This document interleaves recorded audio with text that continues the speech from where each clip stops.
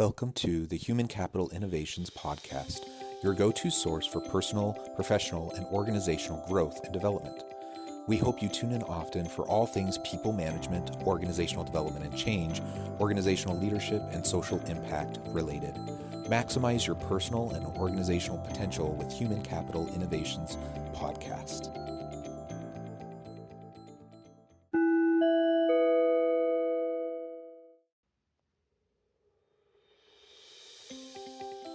Welcome to the Human Capital Innovations Podcast. In this HCI podcast episode, I share my recent appearance on the Partnering Leadership Podcast, where I talk about my book, The Alchemy of Truly Remarkable Leadership.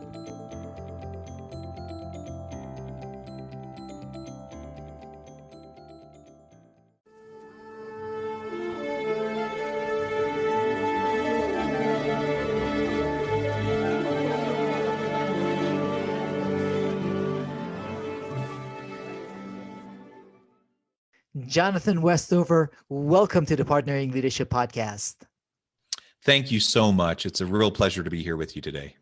I am thrilled to have you because I love your book, Alchemy of Truly Remarkable Leadership. And I was mentioning to you, Human Capital Innovations Podcast has become one of my favorites. So I'm binge listening to them. Absolutely love it. Now, Jonathan, whereabouts did you grow up? And how did your upbringing impact the kind of leader and person you've become? Yeah, interesting question. So I moved around a bit in my childhood. I was born in Columbus, Ohio. And then when I was about 5, my family moved to Salem, Oregon, where I spent most of my time in school. After my junior year of high school, my family then moved to rural Northwest Missouri, a little town called Hamilton. And that's where I graduated from high school. I went to a year of college there.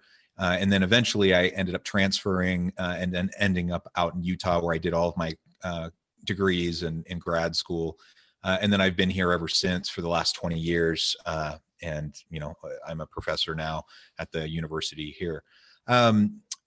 So moving around a bit as a kid and being in very different types of places. I don't know. It taught me the importance of difference. So even though I didn't experience as much difference as perhaps a lot of individuals would when you're in a heavily diverse population, just going through those transitions of seeing culture difference across different places, I think was pretty impactful to me. Just realizing even at a young age that there's not actually a right way to do things. There's lots of different ways and lots of different perspectives. And I remember, you know, from very early on, kind of being tuned into that. So I attribute a lot of that just to the fact that we moved a bit. And then eventually I ended up after Missouri, before transferring in university out to Utah, I spent a couple of years living in South Korea, and that really opened my eyes to the world and understanding that there's a lot of things I had no clue about. I had, a narrow perspective on things, and all of a sudden that became more expansive. And I feel like that really set the foundation for moving forward in life, professionally, in terms of my personal life, my family, and all of that. We're all this big amalgamation of all these experiences, and they definitely set us on a trajectory. And I come from a relatively poor family. I never knew it at the time, but I suspect we were pretty much always below the poverty line when I was growing up. But I was safe. I had loving parents, and they were well educated. So even though we were poor, I always knew that I would be taken care of. And I never questioned whether or not I would go to college and seek advanced degrees and things like that.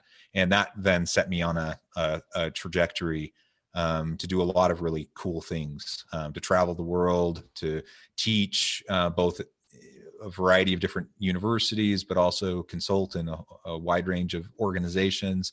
And, I have to thank my parents for that. They instilled in me very early on the value of education, the value of critical thinking, the value of challenging the status quo. That's something that I definitely learned from my father, and I think it's served me well. Sometimes I'm a bit of the thorn in the side of people and organizations, but I figure that's healthy to a certain extent. Being a thorn in the side to make positive happen in the world is always a good thing.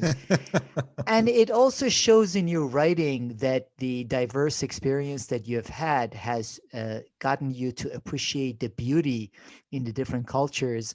One of the things I love in your book is that you have these words from different languages and their meaning. For example, fika, a Swedish coffee break, where there is an element of connection.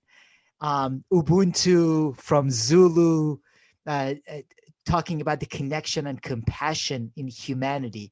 So I wonder, what were you trying to convey in your book with including these words from different languages connecting to humanity? Yeah, and that's really it.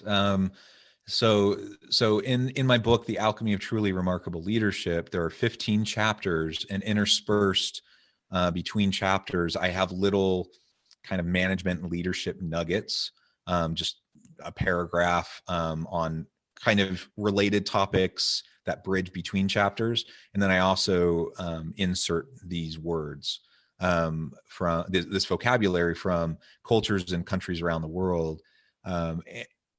There's a section of my book all about inclusive leadership. And even though it's a section, I really feel like it's important for that to be a foundation for everything that we do as leaders. And I think that probably, at least I hope that plays out in the way it reads, even in other chapters outside of that section, that throughout you get that feeling that this is really essential, that we open our minds, that we rely and lean on other people in their understanding. And over time, as I've encountered different cultures and worked and lived in different countries, these different vocabulary words or proverbs, they've stuck out to me. I don't know if it's a function of me living and working in South Korea, as a young adult, where I was learning the Korean language, but I just really learned to love language and the deep cultural meaning that's embedded in a lot of this language that, frankly, I took for granted. English is my first language. I never even thought of language that way until I started to experience different cultures and realizing the richness there. So my hope is that just these little nuggets of exposure to these different cultures and languages, each of which I think have deep meaning that contribute to the overall tone of the book and kind of the pacing and the trajectory, of our individual personalized journey to discover our own leadership. That's why I included them, and hopefully it will aid in self-reflection. And as we try to consider how we can better implement, some of those ordinary everyday practices that will lead to extraordinary results, as is the subtitle to the book. Each of them, Jonathan, are a beautiful dot with its own meaning, but standing back and seeing all of them is a story of what you're trying to convey, which I really appreciated. Now, you also chose the word alchemy. What does alchemy mean? Yeah. So, well, let me start with a little bit of a background. So, as I was putting this book together, I'm an academic. I teach at the university. I do a lot of academic research. I like 99% of everything I've written up to this point in my career has been scholarly, academic in nature. So journal articles, academic books, things of that nature. And then about a year ago or so, maybe a year and a half ago, I decided I really should start to try to translate this into kind of everyday parlance, not research dense language. So anyone could pick up and get nuggets and ideas and figure out ways that they can implement and improve their life. So that was the main motivation behind this book. So over the last year and a half, as I've started to write for different outlets like Forbes and various magazines at hr.com and places like that, I started to refine my thinking around how do I convey these messages in this research that I've done over decades, so that it can reach the end of the row. It can really speak to everyday individuals and leaders in a variety of organizations. So that was the main purpose, the main goal. And it was a bit of a challenge just because I'm so used to writing academic research. And it was a lot of fun to try to figure that out. So I had the book written before the title was set. This happens sometimes, right? And I'm always jealous of people who can like figure out like a title and then write for the title, but that wasn't what I did. I wrote the book. I had it all pretty much set and in place. And I was toying around with a whole bunch of different iterations, different types of approaches to the title, each of which had kind of the same core components, but I just couldn't. I was wrestling with that word, what to put there. That was like the last piece. I just couldn't figure out what I wanted to put there. And finally, I settled on alchemy because I really just like the nature of the word as it relates to change and turning something that's of value, but making it even more precious. And the word alchemy refers to this medieval practice. It's kind of a pseudo-philosophical, scientific kind of an approach where and a kind of a spiritual approach that individuals would use to try to take base components and turn them into precious metals. That's that kind of the core meaning. And then since then, of course, we've used the word figuratively all the time. And ultimately, that's what I'm doing. I'm not changing anything into gold, of course, but I want everyone who has a chance to read the book to recognize the potential within and go through the process of self-reflection and goal setting and self-discovery to where they can take something that's already precious and through mindfulness and spiritual practice and self-reflection and application and refinement over time, they can turn it into something even more valuable. They're truly remarkable leadership. So ultimately, that's why I settled on the word. And I feel like there's kind of this magical spiritual component to it that I think is valuable. And you also counterbalance that with a great subtitle, Ordinary Everyday Actions that Produce Extraordinary Results. In a day and age where everyone's looking for the hacks and quick fixes, you are not promising hacks and quick fixes. No, we all know those don't work. So they sell books because people are so anxious to find the quick fix, but they always leave you empty because there's just no substitute for the hard work and the consistent, sustainable effort over time to refine ourselves and refine our character and refine our various capacities. And leadership's no different. We all have leadership potential. I don't believe in the born leader. And I think there's a lot of research to back that up.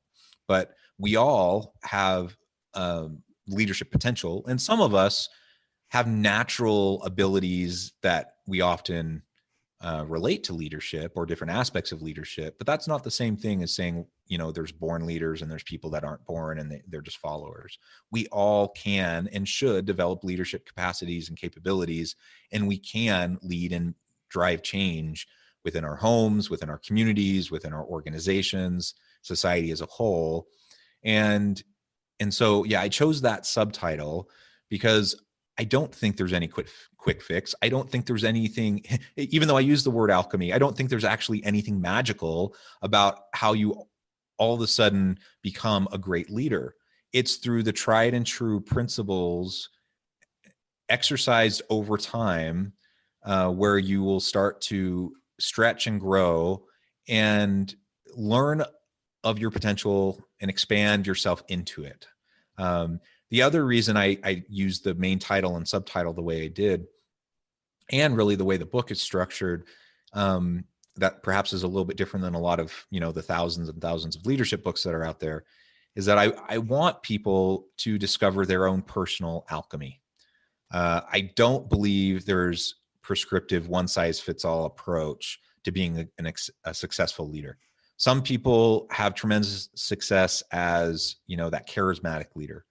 Others are kind of the quiet type of powerful leader.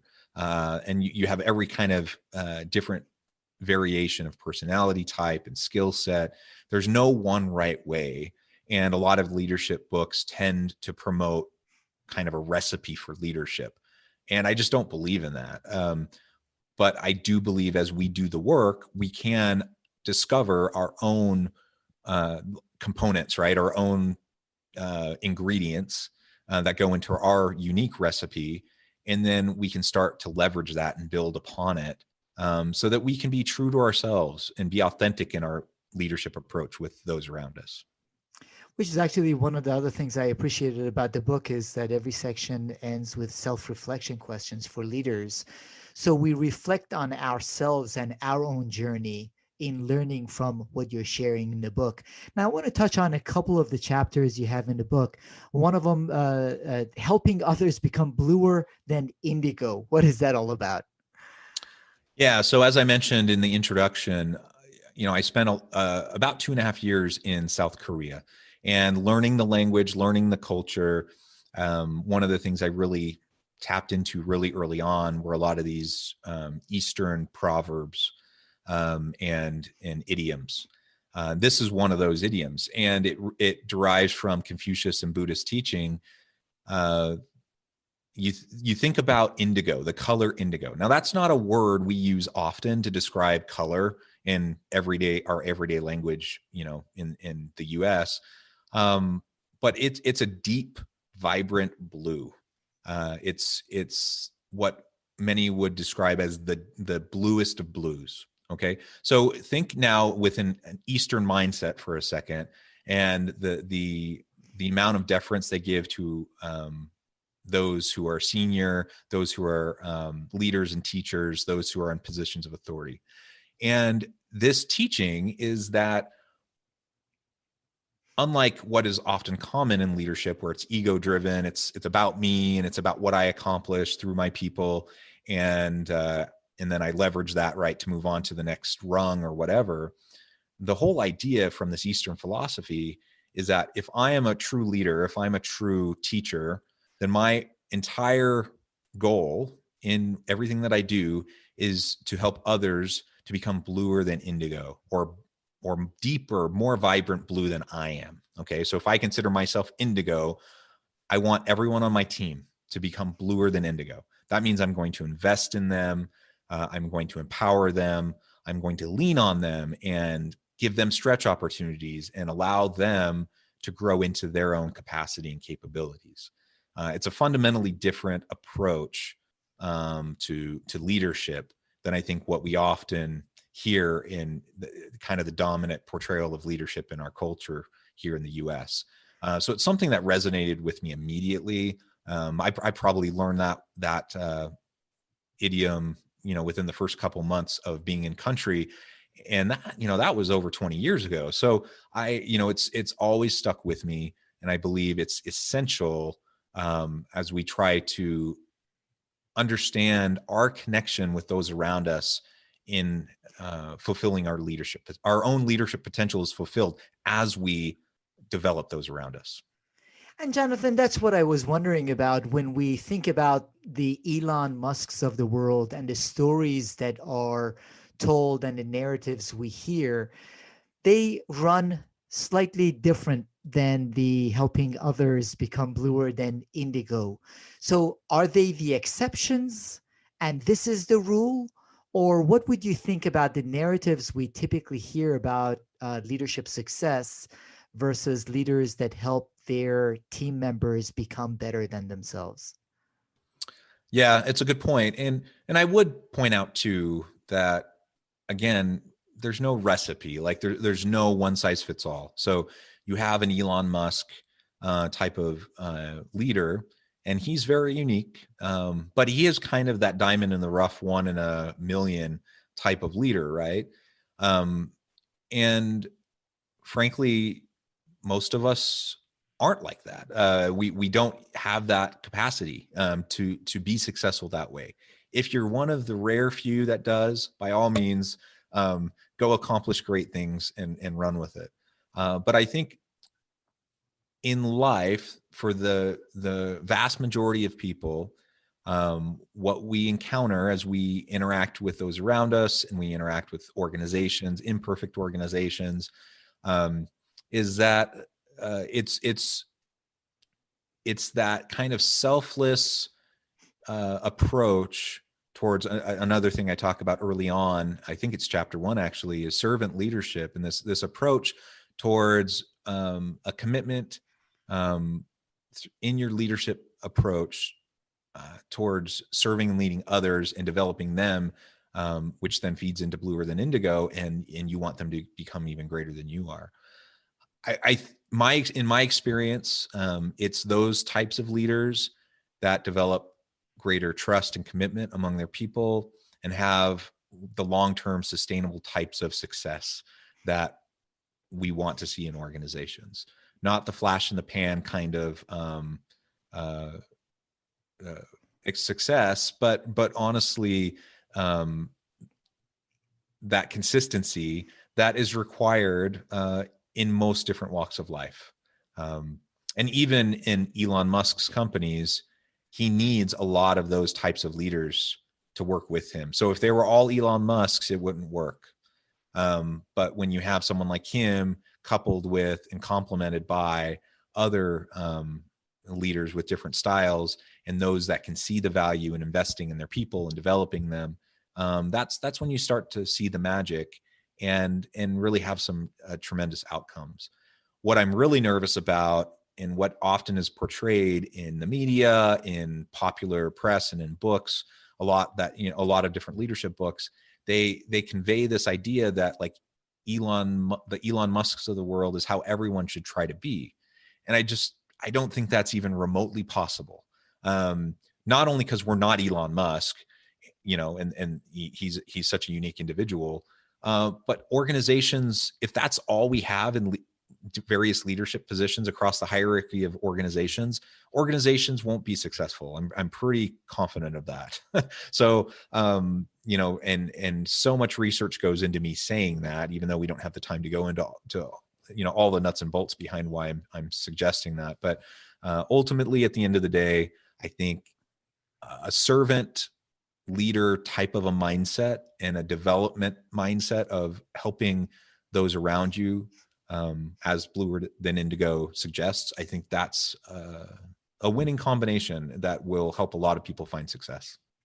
I'm so with you, Jonathan. I find that sometimes we use some of these exceptional leaders like an Elon Musk or a Steve Jobs and look at their inexcusable behaviors or some weaknesses that they have, and in order to excuse our own lack of leadership at different levels in organizations. So totally aligned with that.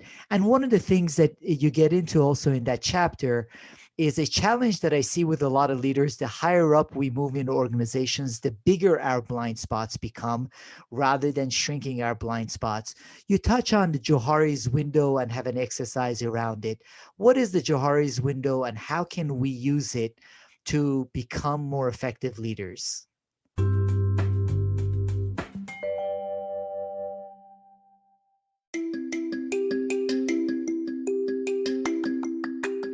I'm excited to announce the publication of my new book from HCI Press, Bluer Than Indigo Leadership: The Journey of Becoming a Truly Remarkable Leader.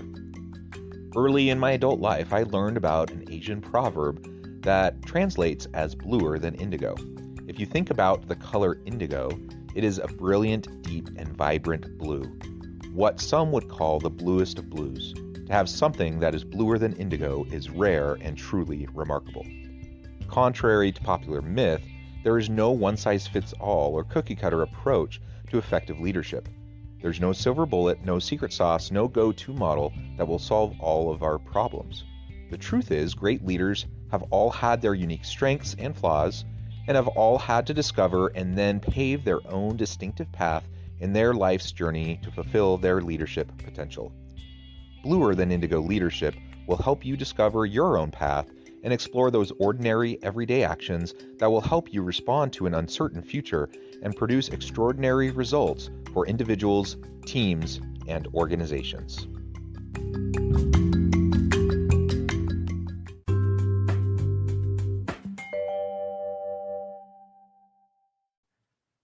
Yeah, so I refer to the Johari window, and I do have kind of this little insert of just a very simple exercise that we can go through as leaders to try to uncover those blind spots.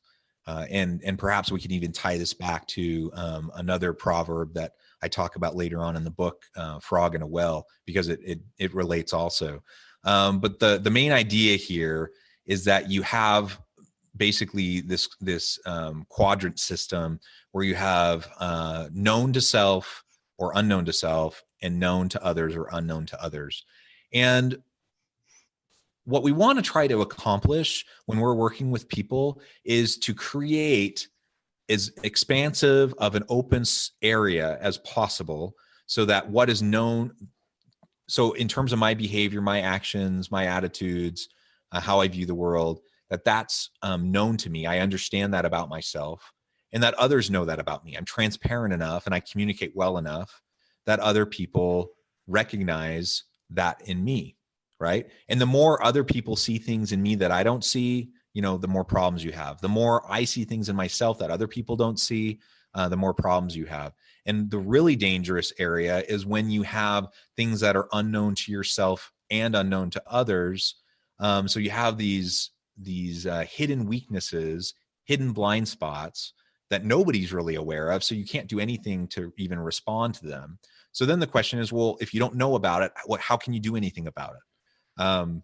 And the answer is you do everything you can through appropriate self-disclosure, through transparency, through feedback loops, and getting input from your people to shrink the blind spot. We're never going to completely get rid of it. It's part of the human condition that we're limited in terms of our perspective, and we can't know everything, but we can reduce that blind spot. And some leaders, and in my experience, it's largely the very ego-driven types of leaders. They tend to have the biggest blind spot because they don't practice self-reflection all that much, because they kind of figure like they have it all figured out already. And they tend to end up being surrounded by people, whether it's on purpose or not. They end up being surrounded by sycophants and individuals who are yes men and want to tell them, what they already, they want to tell you what they think you want to hear. And so your blind spot grows, and you think you're this brilliant person that has the answer to everything because it's constantly reinforced that way. Unbeknownst to you, you're missing all these things constantly because you're just completely unaware of it. That's what we want to avoid. It's not completely unavoidable, but we can mitigate it just by transparency, communication, and feedback loops and things like that. I was actually on the executive team with a brilliant CEO, and he actually encouraged and would reward people to oppose his perspective and try to reduce his blind spots. It was incredible. Initially, the executive team, people didn't know what to make of it, but eventually they realized, no, he really wanted that and he thrived on it. So it created a very healthy culture. It's absolutely important. Now, you also mentioned chapter 6, you talk about leading a growth culture rather than a performance culture. What is that all about? Yeah, I think it's really important for us to seek the right goals when we're trying to be successful as individuals or successful as an organization or a team within an organization. And when we focus on performance and we focus on outcomes, particularly if we're not careful, which despite good intentions, a lot of organizations aren't particularly careful about this. We end up selecting the wrong metrics to measure the wrong things that reinforce the wrong behaviors, and actually end up undercutting other approaches that need to be taken, or other areas of performance or behaviors that need to be consistently done. And we, unbeknownst to ourselves, we end up undercutting our own long-term sustainability as an organization. So I'm not suggesting that we shouldn't try to have good performance as an organization. But when that's our number one goal, and particularly if we're not clearly identifying the right objectives and the right metrics, to assess whether we're achieving it, then it does cause problems. But having a growth culture is different, and it can actually lead to higher performance as well. So the natural byproduct of a growth culture is greater innovation, greater levels of performance. But the growth culture focuses on the journey, not just the output. And when we focus on the journey, we recognize that there's value in failure, and it's an iterative learning process. So, oftentimes, almost never, rather, I'll frame it this way: almost never will we hit it out of the park with some new innovation right out of the gate. Right? We almost always have to go through a painful iterative learning process where we fall flat on our face over and over and over again. We pick ourselves up, we learn from what we did wrong, we tweak it, we refine it, we try again, and we learn and we grow and we develop, and our products and services improve, and it drives other positive organizational outcomes. But when you only focus on the output rather than the journey and the process of getting to that output, you can really discourage the very behaviors that need to occur in order for innovation to happen. And so, again, unbeknownst to yourself, I don't think anyone does this intentionally, but you end up shooting yourself in the foot and shortchanging your own capacity of your people to do, the collective genius and the ability of people, as you lean on their expertise, to be able to drive creative solutions to problems and fill gaps. But we have to make it a safe space for them to fail. We can try to fail forward, fail fast, fall forward, and those types of things. I think that's important.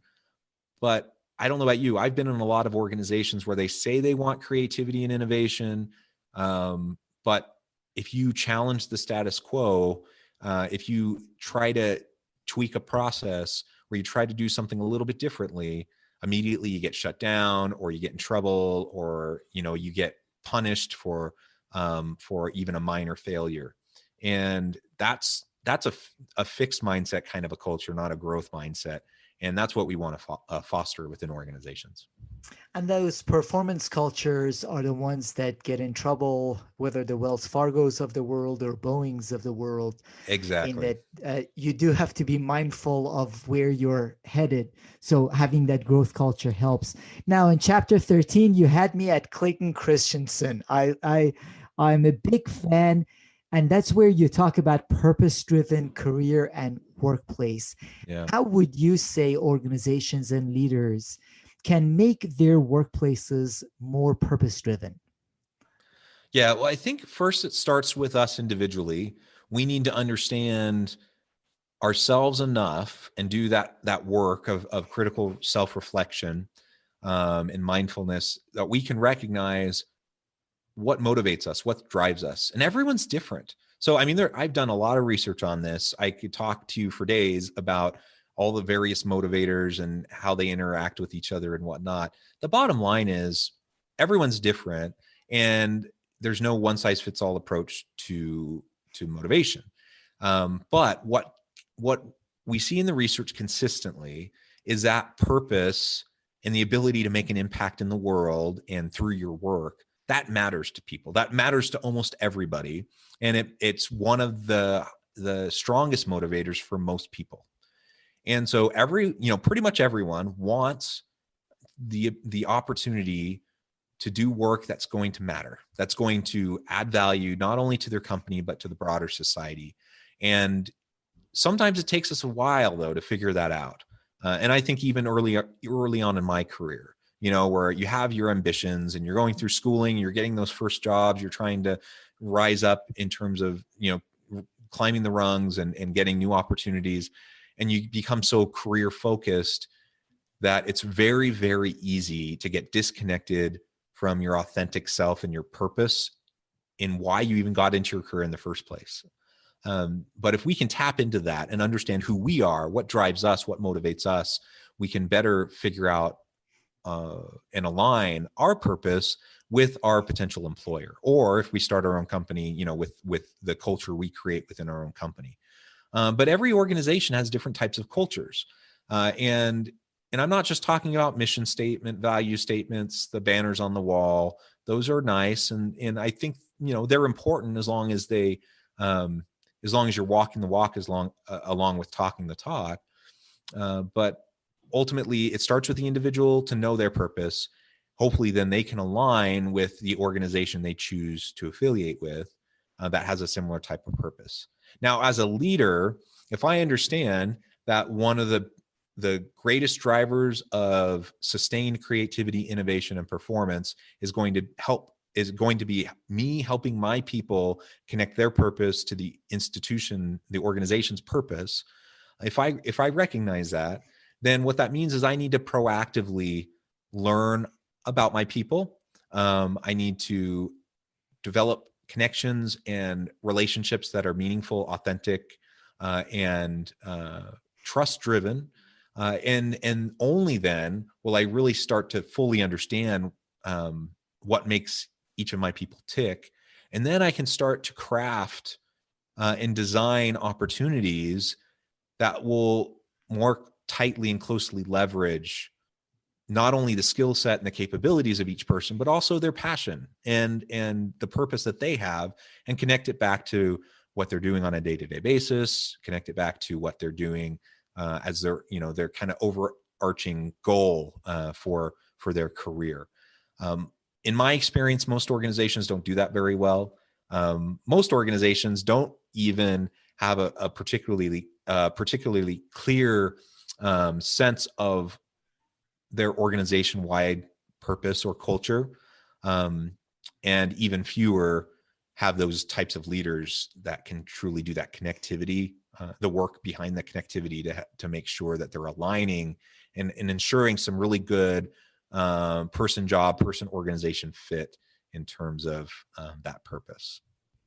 And that purpose, Jonathan, has become even more critical since organizations went through both the beginning of the crisis and since, for many, whether working virtually or even frontlines workers that are not working virtually, connection to purpose at least has been something people have been talking about. Doing it is a different story. So part of what I would love to get your perspectives on, as organizations are facing faster and greater disruption than they've ever faced before, with respect to leadership and your thoughts, what do you think it takes to lead effectively at this time? In addition, obviously, your insights are relevant for leaders always. What is most critical right now at this pace of disruption? Yeah, and that's actually how I start the book. In chapter 1, I briefly lay out the current context, the current landscape, the fact that you look over the last 50 years of world economic business history and how things have shifted and changed. And then we don't have a crystal ball, but we can look at trends and we can kind of make projections and see the likely trajectory of where things are going. And so I think we can make some reasonable assumptions about, what the next 5, 10, 20 years might look like as we move into the future. And with that, it's going to require a different type of skill sets and capabilities. Now, there are some fundamental principles, as you mentioned, fundamental principles that I think do tend to apply across time and space and context. But how we go about implementing those and carrying them out and living them, I think that does need to shift and that does need to change. One of the very interesting things to me is I wrote that chapter actually pre-pandemic. And so I'm thinking about things like disruptive technologies, disruptive innovations. I'm thinking about geopolitical and socioeconomic shifts on a global scale, all these different drivers that are shifting the nature of work, the nature of professions. And all of this, I think, is really important to think about. And organizational leaders really need to carefully consider how they fit into this contextual mix. But I wrote all that before the pandemic hit. And then the pandemic hit. And all of a sudden, we found ourselves thrust into this new world, this strange virtual world where everyone is isolating, everyone's at home. So many people are working remotely, and it's not like remote work was new. People had been doing that for a really long time, but to this scale that it was happening, and the fact that it just happened overnight, within a matter of days, we went to, nearly a full virtual workforce. That's incredible. And so what we see is this acceleration towards this shifting nature of work and the future of work. We would have gotten there anyways in another 5-10 years. We would have slowly adapted and adopted technologies. But because of all of this, I think there's no going back. The pendulum has swung. We might swing back a little bit once things open back up and the pandemic is controlled and the vaccines are out and people can interact safely. It will swing back a bit, but I don't think it's ever going to swing back all the way to where it was before. And I think at a minimum, most people are going to want a hybrid type of a work environment. Even if they do want to go into the workplace, they're probably only going to want to go in physically 2 or 3 days a week. And then, the other days they'll be working from home. And so that means these technologies that we've been learning to utilize, they're here and they're not going anywhere. And we've all got, our comfort level with them has grown. And the abilities that we have to interact with each other have been enhanced, right? We've gotten better at it. Even the technologies themselves have improved quite a bit, even since the beginning of the pandemic. And so we're just doing virtual work better now than we even did 10 months ago. And I think that's just going to continue. So with that in mind, we still have to think about the continued disruptions, and there's still new technologies that are on the horizon that will be adopted. What does this mean for leaders? And connecting it back to your main point about purpose, for example, having a purpose-driven organization, connecting an individual's purpose with the organization's purpose and driving a really motivating type of work. We're in a new world of leaders trying to figure out how to motivate remotely. And so whereas before everyone's in the office and you can wander around and you can put in your FaceTime with your people and wander around their cubicles or their office space and have conversations. Now, it's not like we can't have those conversations. They're just not going to happen as organically as they happened before. So we have to be more proactive. We have to just make a concerted effort at being consistent and making sure that we're having those types of conversations so that we can still develop trust. We can still develop authentic relationships with our people where they're going to feel like they can confide in us and share their authentic self, so we know what their purpose is and we can help them connect to it. I also think, the banners, the motivational posters, all that kind of physical stuff that you often would see in the workplace, that doesn't kind of matter anymore, right? If you're just at home, all of that collateral physical stuff, it just doesn't even matter or resonate anymore. And so I'm not sure how really effective it was before anyways, but let's just assume it had some efficacy. Now it really doesn't have much of any efficacy. And so it has to be more relationship driven. It has to be more conversational and ongoing attention to it so that we can continue to embed it throughout our culture, throughout our processes, such as, our performance review processes, our feedback and mentoring, career development, all that kind of stuff. We are forced to focus more on the core elements rather than the surface elements, which does make it really tough, Jonathan. Now, your book is fabulous, Alchemy of Truly Remarkable Leadership. In addition to your book, what other leadership books or resources do you find yourself recommending to leaders as they want to improve their own leadership skills? There's so many. We don't have a lack of resources, which sometimes does make it difficult, though, to sift through, right, and try to figure out what's worth our time and attention. I love Harvard Business Review. I'm reading those articles all the time, both for kind of cutting edge trends, but also just, good thought pieces that force me to maybe challenge my assumptions. Think people like Clayton Christensen. I was really sad when he passed away. It's almost been a year now. It was the end of January 2020 when he passed away. And he, even though we never met, he's a personal hero of mine. I just love his books. All of them are great. Other individuals like Dave Ulrich, who I have been fortunate enough to meet on a number of occasions and interact with on a number of occasions.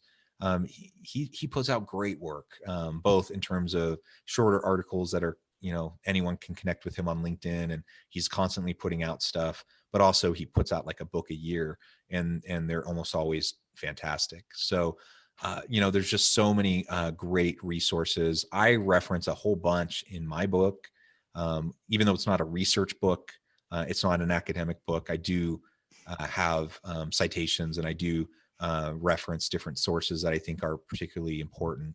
I think of, for example, we talked about growth culture, growth mindset. Carol Dweck and her book, I think, is just so foundational that everyone should read that book.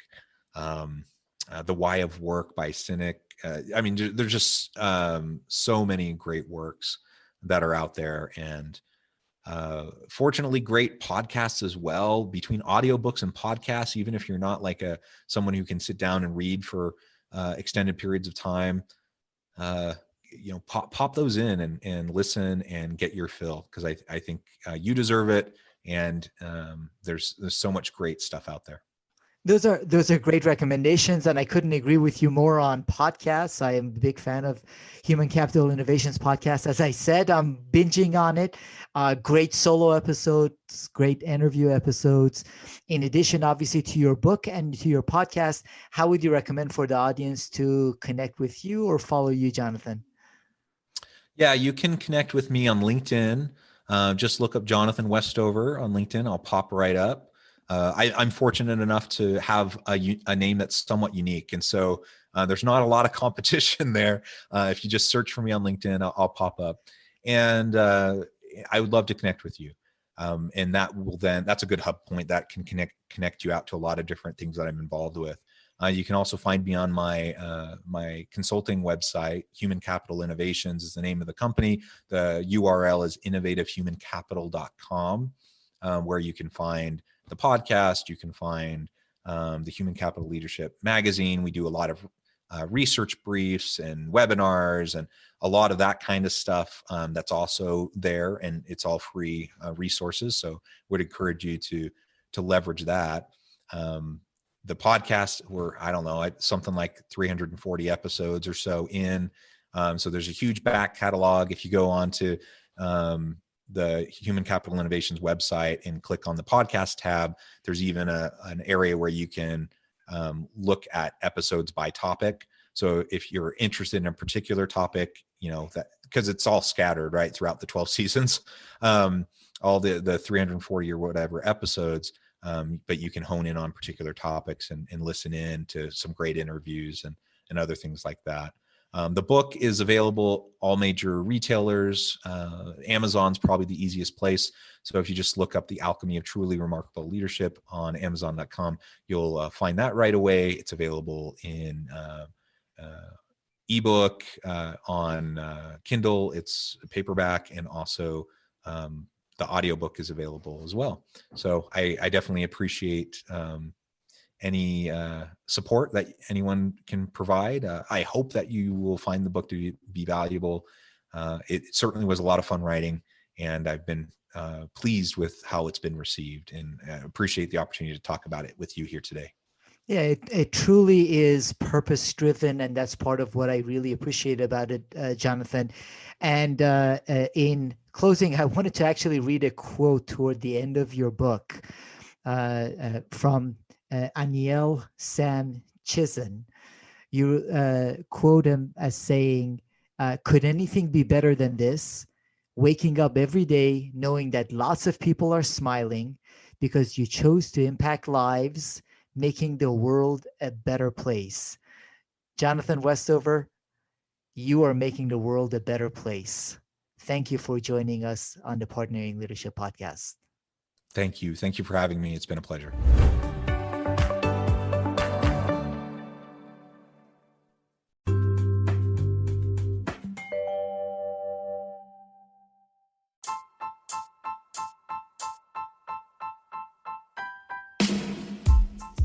The Alchemy of Truly Remarkable Leadership. Ordinary, everyday actions that produce extraordinary results.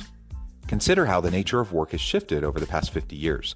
With increased globalization, rapid technological advancement, and the shift in economic composition, the average job of today looks very different than the average job of 50 years ago. What will the jobs and organizations of tomorrow look like? Moreover, what does this all mean for organizational leaders? What are the core competencies and capabilities of organizations and their leadership that are prepared for continued disruption and geopolitical and socioeconomic shifts? Regardless of what the future holds, increasingly, leaders need to be socially minded, data-driven, decisive, champions of talent, and disruptors of the traditional notions of leadership, teams, organizations, and work. The Alchemy of Truly Remarkable Leadership will help you to explore your own leadership competencies and capabilities and consider ways to apply and implement them into your workplace and personal life.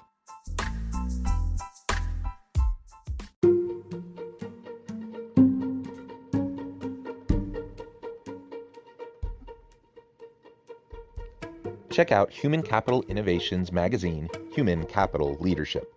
Human Capital Leadership is a free, interactive e-magazine with the mission to help individuals, leaders, and organizations find innovative approaches to maximize their human capital potential. We publish issues quarterly in August, November, February, and May. Take a look at the latest issue and let us know what you think.